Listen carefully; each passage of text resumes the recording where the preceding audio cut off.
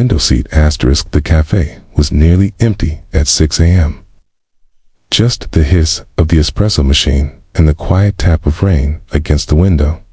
Daniel sat in his usual spot corner table, facing the street, his phone screen glowing with endless emails he couldn't bring himself to answer. He hadn't slept in his own bed for 3 nights. The penthouse felt too big, too quiet, too full of a marriage that existed only on paper now. So he'd been cycling between his office couch and hotel rooms, showering at the gym, wearing the same rotation of shirts he kept in his desk drawer. Excuse me?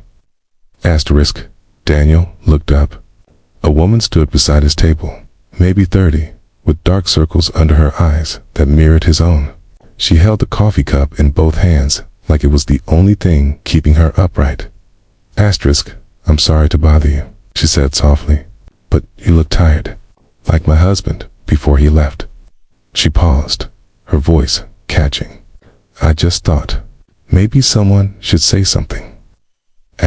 Daniel blinked, uncertain how to respond. I'm fine, That's what he always said too.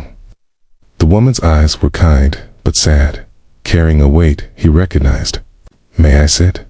Just for a moment. Something in her tone nod to pity, but understanding made Daniel nod. She sat down across from him, cradling her coffee. Up close, he could see she was younger than he thought, but grief had aged her in ways that had nothing to do with years. I'm sorry, Daniel said. You said your husband left. He died 8 months ago. She said it plainly, like she'd practiced the words until they didn't cut anymore. But he left long before that. Not physically, emotionally. He just disappeared into his work, his stress, his silence. And I watched him get more and more tired, and I kept thinking he'd ask for help, that he'd let me in. Daniel's throat tightened. I'm very sorry for your loss. Thank you. She took a sip of her coffee. I'm Sophie, and I'm not trying to be dramatic or intrusive. I just saw you sitting here, and you have that same look, like you're running on fumes and willpower and you've forgotten there's any other way to exist. Daniel set down his phone. For the first time in days, someone was seeing him manned. He didn't have the energy to hide. I'm Daniel, and you're right. I'm exhausted. The admission felt like releasing a breath he'd been holding for months. My company's going through a crisis. My marriage is ending. I can't remember the last time I ate a real meal or had a conversation that didn't revolve around damage control. Sophie nodded slowly. Can I tell you what I wish I'd said to my husband? Before it was too late. Please. Stop. Her voice was gentle but firm. Just stop. Whatever you're proving, whatever you're running from, whatever you think will fall apart if you rest for 5 minutes, it's not worth your life. It's not that simple. I know it's not. Sophie's eyes filled with unexpected intensity. Do you think I don't know? Michael, my husband, he was a surgeon.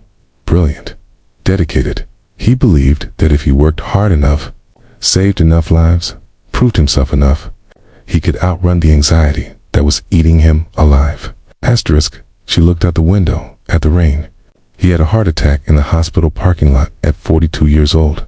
The autopsy showed extreme stress-related damage. He'd been having symptoms for months: chest pain, shortness of breath, dizziness. Never told anyone. Never slowed down. Daniel felt something cold settle in his chest. The irregular heartbeat he'd been ignoring. The persistent headache. The way his left arm sometimes went numb.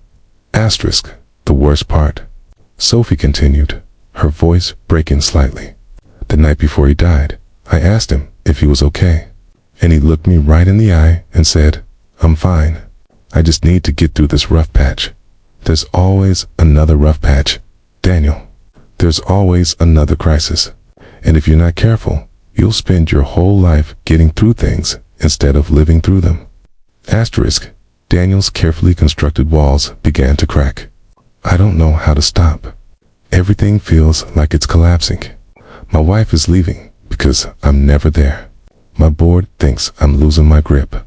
If I stop, if I slow down even for a second, asterisk, it all falls apart. Sophie finished. Maybe, or maybe you're holding on to things that were already broken, and you're so afraid of losing them that you're losing yourself instead.